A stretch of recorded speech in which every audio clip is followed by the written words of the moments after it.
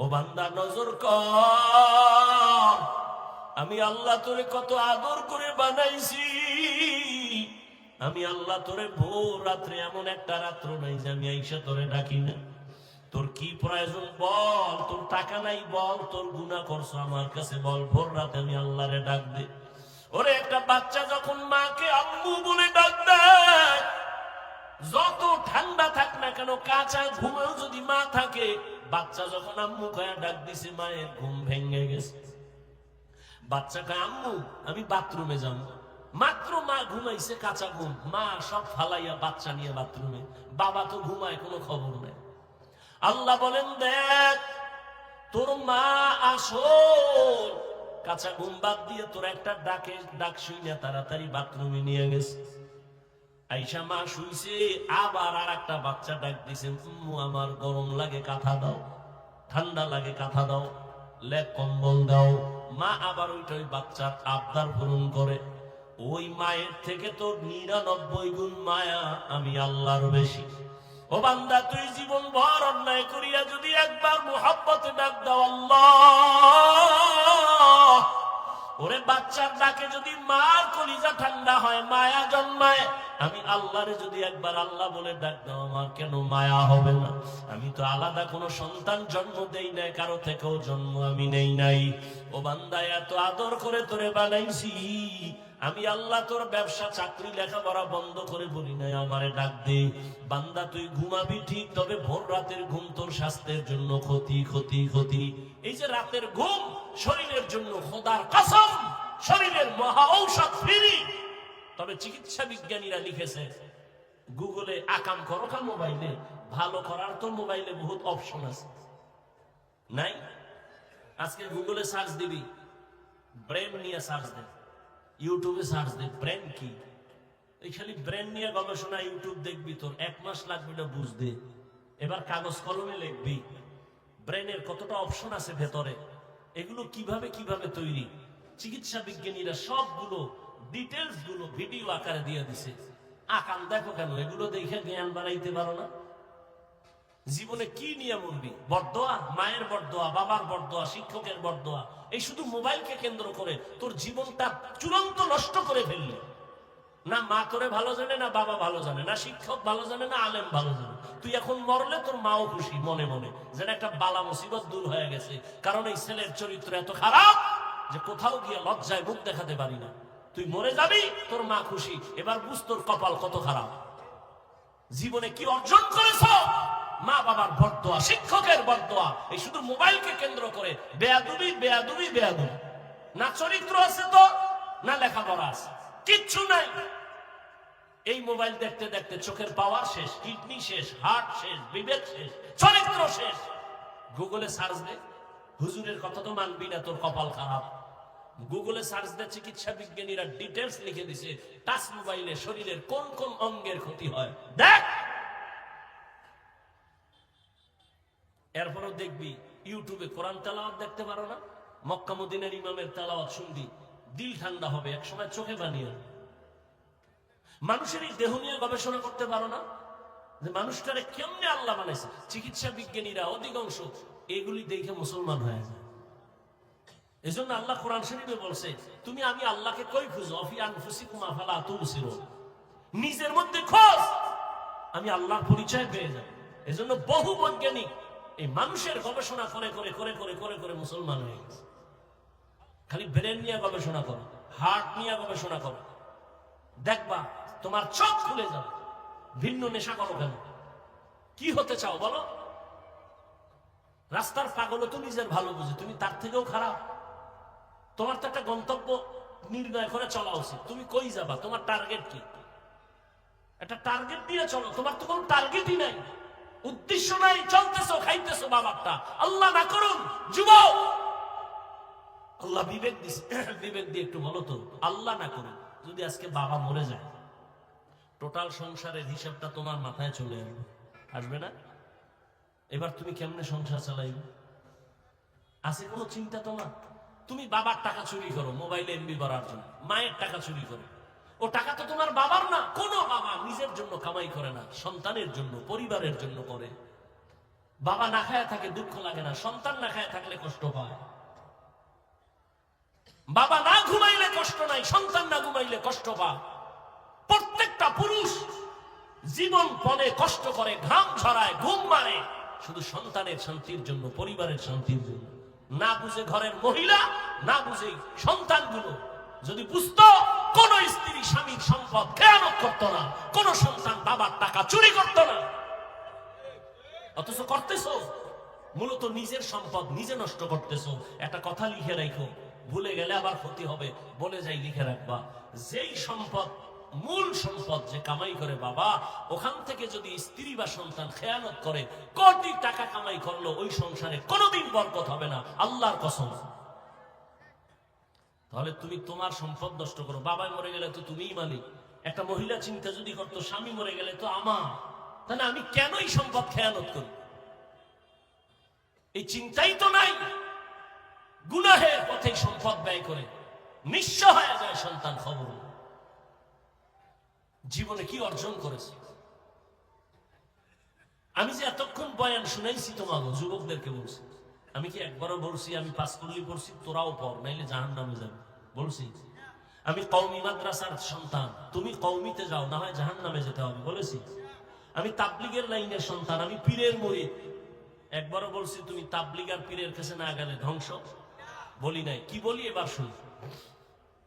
তাহলে আমি কি বলতে চাই? আমি টুপি মাথায় দেবা এটা বলি নাই, হুজুর হও তাও বলি নাই, কওমি মাদ্রাসায় যাও তাও বলি নাই, তাবলিগে যাও তাও বলি নাই, গেলে ধ্বংস হবা না গেলে ধ্বংস হবা তাও বলি নাই। যাও আলহামদুলিল্লাহ। তবে আমি মূল কথা বলতে চাই কি শুনো, তুমি স্কুলে পড়ো, কলেজে পড়ো, আলহামদুলিল্লাহ, কেউ দোয়া না করলে আমি দোয়া করি তোমার জন্য। তুমি স্কুলেই পড়ো, সারবানা স্কুলের পড়া, কলেজ সারবানা, খবরদার। এটা আমার ব্যক্তিগত তোমার উপরে ওপিনিয়ন। আমি তোমাকে দোয়া করতেছি, এখানের লোকগুলো আমিন বলবে, কবুল হবে, আমি শুধু দোয়া করি। তুমি স্কুলে পড়ো, ধন্যবাদ তোমাকে। কলেজে পড়ো, ওই পড়া সারবানা। চাকরিজীবী ভাই চাকরি করো, সারিও না। যারা ব্যবসা করো, করো ব্যবসা, দোয়া করি, সারিও না। তুমি ব্যবসায়ী হও, চাকরিজীবী হও, ডাক্তার হও, ইঞ্জিনিয়ার হও, প্রফেসর হও, ছোট্ট দাবি বেয়াদব হবা না। আমার ওয়াজ তোমার জন্য এতটুকুই, বেয়াদব হবা না। যদি ডাক্তার হইয়া বেয়াদব হও, তাসলিমার মতো জুতা খায়া দেশ থেকে পালাতে হবে। অতএব ডাক্তার হও, তবে ডাকাত হয় না, বেয়াদব হয় না। বলবে বেয়াদব মানি, তিনটা পয়েন্টে বেয়াদবি চূড়ান্ত, করলেই তো ধ্বংস, খোদার কসম ধ্বংস হবেই হবে তোর জীবন। তিনটা স্থানে বেয়াদবি করলে, মা বাবা, শিক্ষক, ওলামায়ে কেরাম। মা বাবার সাথে বেয়াদবি করবি, আল্লাহর জাতের কসম তুই মরার আগে বন্ধু হয়ে যাবে, তোর কপালে শান্তির মরণ হবে না। শিক্ষকের সাথে বেয়াদবি করবি, তোর বিদ্যার জগৎ থেকে তুই রাস্তার পাগল হয়ে যাবে। আমি বহু পাগল দেখছি রাস্তায় শীতের দিনে হাঁটে, ল্যাংটা, কিন্তু ইংলিশে কথা বলে। ভাবতাম, অনেক আগের কথা, ভাবতাম পাগল কেন ইংলিশ বলে, পাগল কেন আরবিতে কথা বলে। আমি দেখেছি, আল্লাহ সাক্ষী, কি পাগল হয়ে কি ইংলিশ শিখলো? না, ভেবে ভেবে বহুদিন পরে আমার দিলে আসলো, না, এই পাগল হয়ে ইংলিশ শিখে নাই, আরবি শিখে নাই। স্কুলের ভালো ছাত্র ছিল, বেয়াদবি করে পাগল হয়েছে। মাদ্রাসার ভালো ছাত্র ছিল, শিক্ষকের সাথে বেয়াদবি করে পাগল হয়েছে। নাম্বার 3, আলেমদের সাথে বেয়াদবি করবা না। চাই সেটা দূরের থেকে হোক, কাছের থেকে হোক, ডাইরেক্ট হোক, ইনডাইরেক্ট হোক, করলে কি হবে? জীবনে চরিত্র আর ভালো করতে পারবো না। কারণ এই দুনিয়ায় মা, আমি হাফিজুর রহমানের জন্য দোয়া করছে ঠিক, কিন্তু এই চেয়ারে বসানোর ক্ষেত্রে আমার আম্মা জান দোয়া করছে, হাতে কলমে আমাকে এই পর্যন্ত উঠানের পেছনে আমার সব থেকে অবদান আমার শিক্ষক, আমার উস্তাদ। আমাদের বরিশালের গ্রামে কয়, মা বাপ বানায় সন্তানরে ভূত, শিক্ষক বানায় পুত। অর্থাৎ সন্তান মানুষ বানায়। তো যেই শিক্ষক তোমাকে শিক্ষিত বানালো, সায়েন্স শিখাইলো, দস্তকাত শিখাইলো, বাংলা কথা বলা শিখাইলো, ইংলিশ শিখাইলো, আরবি শিখাইলো, সে তোমার কাছে আজকে খারাপ হয়ে গেল একটা মোবাইলের কারণে। ডাক্তার হও, আদোবালা ডাক্তার হও, ইঞ্জিনিয়ার হও, আদর্শবান ইঞ্জিনিয়ার হও, জীবন ধন্য হয়ে যায়। কবি নজরুলের ইতিহাস পড়ো, তোমার মতো সারা রাত মোবাইলে যদি আকাম করত, কোনদিন কবি নজরুল হতে পারত না। তুমি কি হতে চাও? সারা রাত মোবাইলে গুনাহ করে কি হতে চাও? এরে আমার কলিজার যুবক, জীবনে তো কম গুনাহ করো নাই, বলো আর কত রাত তুমি ঘরের মধ্যে মোবাইলে কবিরা গুনাহ করবে, তোমার মনের আশা মিটবে, তারপরে তওবা করবা। এরে আমার কলিজার যুবক, জীবনে তো মেয়েদের চরিত্রের উপরে হামলা কম করো নাই। বেয়াদবি মাফ করিও, বুঝাবার জন্য বলি। আর কত মাইয়া জীবনটার উপরে হামলা করার পরে তোর মনের আশা মিটবে, তারপরে তওবা করবি, বল। জীবনে তো পার্কে পার্কে কম ঘুরো নাই, আর কত শতবার পার্কে গেলে তোর মনের আশা মিটবে, তারপরে তওবা করবি, বল। আজকে পায় ধইরা ধইরা বয়ান করে যুবক, যদি এই বয়ানটা 12 মাস না 6 মাস যদি হিন্দুদের মন্দিরে যায় করতাম, ওরা সব মদিনার আশেক হয়ে যেত। অথচ তুই মুসলমান, এত বড় মহামারী গেল, এরপরেও তওবা করো না রে বাবা। অথচ এবার বাস্তবে আসো, দেখো তো তোমার মতো যুবক জীবনে মাদ্রাসায় পড়ে নাই, আলিফ বাতাও শিখে নাই। বলো তোমার মতো যুবক স্কুলে পড়ে, কলেজে পড়ে, জেনারেল লাইনে থাকিয়াও 5 বেলার নামাজ পড়ে সত্য কথার সাক্ষী দেওয়া শ্রেণী। বাস তোমার ওয়াজ শেষ। তুমি এবার একা একা খালি সবসময় চিন্তা করবা আমার কপালে কার অভিশাপ লাগছে। তোমার লাইনের যুবকটা যদি স্কুলে পড়ে নামাজ পড়ে, তুমি কেন পারো না? তোমার কপাল কেন খারাপ? তোমার মতো যুবক রাস্তায় গাড়ি চালায়, নামাজ ছাড়ে না, বলো তুমি কেন পারো না? তোমার কপালে কার অভিশাপ লাগছে একটু ভাবো রে বাবা। তোমার মতো যুবক র্যাব, আর্মি, পুলিশ, বিডিআর এর চাকরি করে, নামাজ ছাড়ে না, বলো তুমি কেন পারো না? তোমার মতো সন্তান ওসি, ডিসি, এসপি, উকিল, ব্যারিস্টার, ডাক্তার, প্রফেসর, ইঞ্জিনিয়ার, নামাজ পড়ে, দাড়িওয়ালা, ঢাকা বিশ্ববিদ্যালয়ে যাও, জাহাঙ্গীরনগরে যাও, এরকম আরো কলেজে ঘুরো, দেখবা স্কুলে পড়ে কলেজের ছাত্র, বিশ্ববিদ্যালয়ের ছাত্র, মাথায় পাগড়ি লাগানো, লম্বা জামা, লম্বা দাড়ি। কিও তুমি কোন মসজিদের খতিব? বলে না কোন মসজিদে যাবো কেমন, আমি আরবি তো ভালো পারি না। তাহলে এই হালাত কেন? তুমি কোথায় পড়ো? বলে আমি জাহাঙ্গীরনগরে পড়ি, ঢাকা কলেজে পড়ি। তোমার রং কেন এমন? বলে আল্লাহর খাঁটি আলেম যারা, তাদের নেক নজর লাগছে। মা বাবার দোয়া পাইছি, শিক্ষকের দোয়া পেয়েছি। সেদিন একটা সন্তান কলেজে পড়ে বা মাদ্রাসায় গিয়া আমার মতো জামা পরা দোয়া চাইতেছে, হুজুর দোয়া নিতে আসছি। কি কোন মাদ্রাসায় পড়ো? কয় না মাদ্রাসায় পড়ি না, কলেজে পড়ি। কলেজে পড়ি হালাত কেন? আমি নিয়ত করছি আর পড়বো না, মাদ্রাসায় যাব। কোন ক্লাসে পড়ো? কয় আমি 9 শেষ করে ফেলেছি, আমি 8, 9 শেষ করেছি, এখন বাদ দিয়ে দিতে চাই। আমি বললাম কার পরামর্শ? কয় আপনার। আমি কি মাত্র আসলি আমার সামনে, তুই আমার পরামর্শ নিছিস? কয় না নেই না, তো নিবিনি, মানবিনি। বলে আমি বললাম কলেজ আর ছাড়া যাবে না। ও দেখো কলেজে থাইকা ডাক্তার হবি, তোর মতো ধর্মীয় লাইনের আল্লাহর মোহাব্বত আলা ডাক্তার দরকার, ইঞ্জিনিয়ার দরকার, এমপি দরকার, এসপি দরকার। কারণ আমার দেশের সব এসপি, ডিসি, ওসি যদি 5 ওয়াক্ত নামাজি হইতো, আমার এই সমাজে কোরআনের বয়ান করতে কোনো বেনামাজি সুদখোরের অনুমতি নেওয়া লাগতো না। এরে নবীর আশিক উম্মতের দল, আজকে তুমি নাক টেনে ঘুমাও, দেশ স্বাধীন স্বাধীন বলিয়া এত চালাকি করিও না রে বাবা। বেশি নাচানাচি কইরো না, পিডা কিন্তু আবার আসতেছে কপালে। কারণ দেশ স্বাধীন যদি হইতো, চট্টগ্রামে আইনজীবীর গলায় ছুরি চালায় কেন? এই নিমো হারাম, ধান্দাবাজার, চান্দাবাজের গোষ্ঠী স্বাধীন স্বাধীন বলে স্লোগান দাও। কিসের স্বাধীন? মুসলমান স্বাধীন বলবে ওই দিন যেদিন ইসলামের স্বাধীন হবে। স্বাধীন বলে নাক টেনে ঘুমাবি সেদিন এদেশের মাদ্রাসা মসজিদের কমিটিতে কোনো বেনামাজি থাকবে না যেদিন। কিসের স্বাধীন বলো? শিয়ালের হাতে মুরগি দিয়া আমানত নিছো 3 দিনের। শিয়াল কোনদিন মুরগি দিবে? শিয়ালের হাতে মুরগি আমানত রাখা যেমন বোকামি, ধর্মের চাবি সুদখোর বেনামাজির হাতে দেওয়া তেমন বোকামি। দিছে কারা? জিবরাইল। এই সুদখোর বেনামাজির হাতে ধর্মের চাবি দিছে কে? জিবরাইল। কে দিয়েছে? আমরা কিন্তু লজ্জা লাগে, ভোটের আগের রাত্রে পচা পায়খানা খাইছো টাকার নামে, লজ্জা লাগে নাই? বাথরুমে গিয়া 10 গ্রাম তাজা পায়খানা খাইতা, হালাল সাবান দিয়ে কুলি করতা, গন্ধ শেষ। কিন্তু প্রার্থীর থেকে যে টাকা খাইছো, ও জাহান্নামের আগুন দিয়া কুলি করা লাগবে না, গন্ধ যাবে না। স্বাধীন স্বাধীন বলো না, কিসের স্বাধীন? আমি চরমনের মাঠে বলেছি, কাফনের কাপড় রেডি রাখ, আবার আন্দোলন করতে হবে। মুসলমানের আন্দোলন একবার না, জালেমের বিরুদ্ধে আন্দোলন করতে হবে বারবার। কোন জালেমকে ছাড় দেওয়া হবে না। ওলামায়ে কেরাম ক্ষমতা চায় না, এ জাতির মুক্তি চায়। তোমরা ক্ষমতায় থাকো, কিন্তু জুলুম করলে আবার আন্দোলন হবে। ওলামায়ে কেরামের মতো তোমার আপন বন্ধু কেউ নাই, সব চান্দাবাজ আর ধান্দাবাজ। একমাত্র নিঃস্বার্থ তোমার বন্ধু উলামায়ে কেরাম, আর কেউ না। ছাত্র জনতার বৈষম্য বিরোধী আন্দোলনের সফলতার চাঁদ উঠছে ওই সময় যখন আলেম ওলামা মাঠে নামছে ছাত্র নিয়ে। এর আগে সফলতার চাঁদ উঠে নাই। কিন্তু এত সুন্দর বিজয় হওয়ার পরে কোন আলেম বলছে আমাকে ক্ষমতায় নাও? কেউ উপদেষ্টা জানার দরকার নাই, জুলুম করলে খবর আছে, আবার আন্দোলন হবে। আল্লাহ হেদায়েত দান করুন। চাঁদাবাজি ধান্দাবাজি করবে আর বলবে ইসলামে রাজনীতি নেই। রাজনীতি নাই এরকম কোন ইসলাম দুনিয়ায় নেই। তুমি ইসলামটাকে খাটো করো কেন? ইসলাম কমপ্লিট।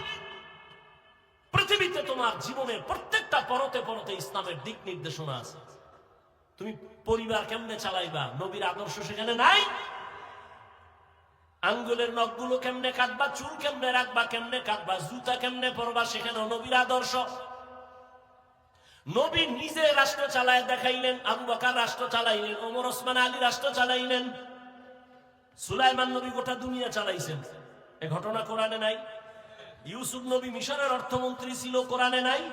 কেন বলো কোরআনে রাজনীতি নাই? হ্যাঁ, তোমার পচা রাজনীতি নেই। মানুষ সবাই করো, বাড়ি ঘরে আগুন জ্বালাও, এগুলো ইসলামে নাই।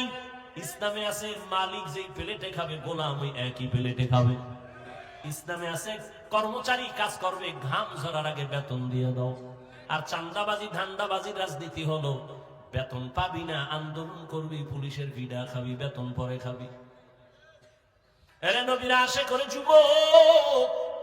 এই জন্য আমি বারবার বলি, আমার সমাজের যুবক যদি লাইনে চলে আসো, গোটা দুনিয়াটা লাইনে চলে আসবে। যুবকের পাওয়ার দেখো নাই 5 তারিখ কথা বলা।